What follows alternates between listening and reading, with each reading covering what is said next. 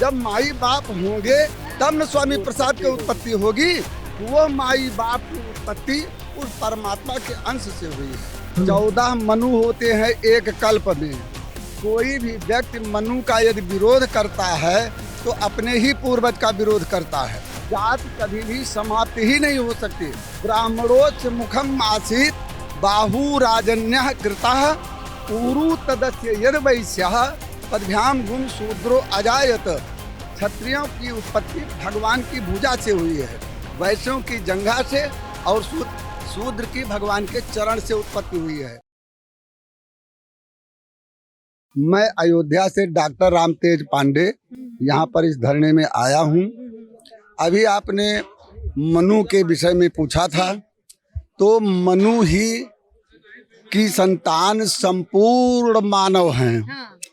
श्रीमद् वाल्मीकि रामायण में लिखा है, मनुना मानवेंद्रेण या पुरी निर्मिता स्वयं। अयोध्यापुरी जो है सर्वप्रथम पुरी अयोध्या हुई महाराजा मनु की। 14 मनु होते हैं एक कल्प में, और वर्तमान समय में हम लोग वैवस्वत मनु की संतान हैं। इसलिए कोई भी व्यक्ति मनु का यदि विरोध करता है तो अपने ही पूर्वज का विरोध करता है। दूसरा नंबर, अभी आपने जाति कर कहा था, जाति शब्द का अर्थ हम बता देते हैं। एकस्मिन् सत्वे अनेकस्मिन् व्याप्तित्वम जातित्वम।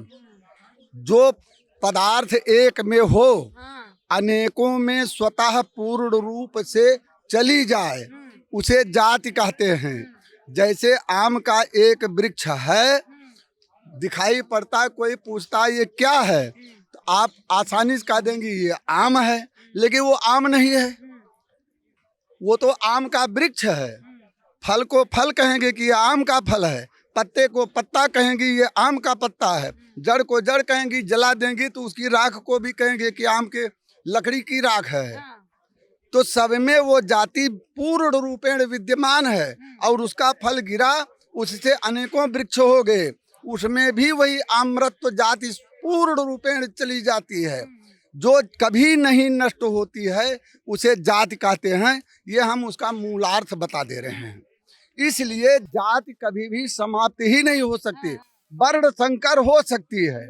और वर्ण संकर जाति बनाने का प्रयास हमारा शासन 70 साल से कर रहा है। उसके पूर्व में अंग्रेजों ने किया, उसके मुगलों ने किया, उसके बाद अंग्रेजों ने किया।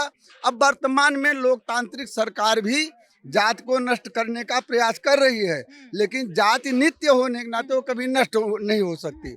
दूसरी बात, एक आपने 4 वर्ण की बात कही थी कि 4 वर्ण ये हैं क्या?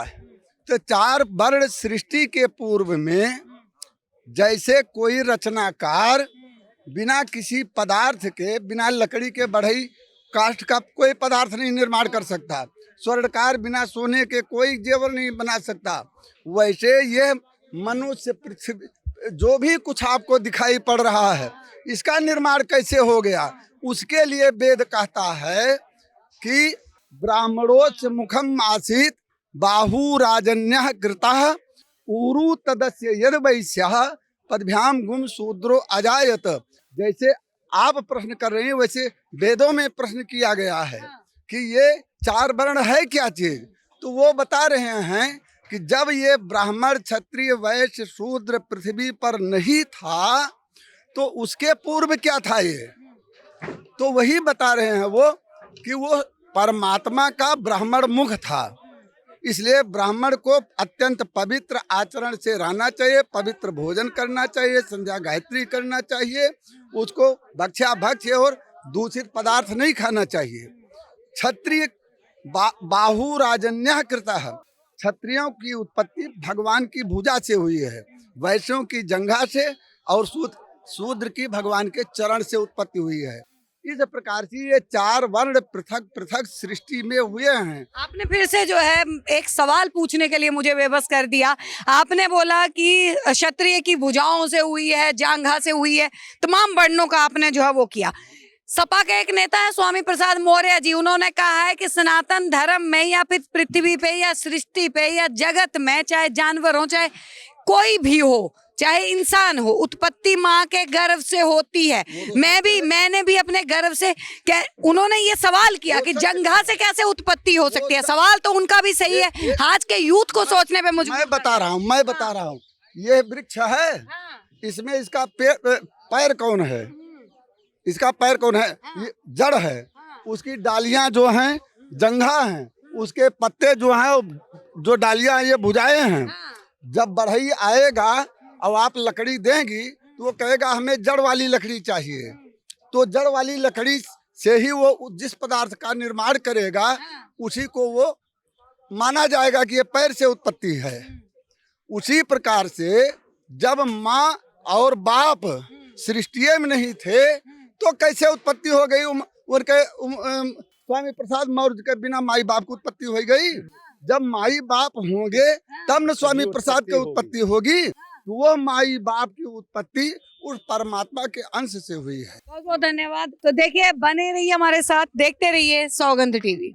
आप देख रहे हैं सौगंध टीवी, सौगंध वतन की।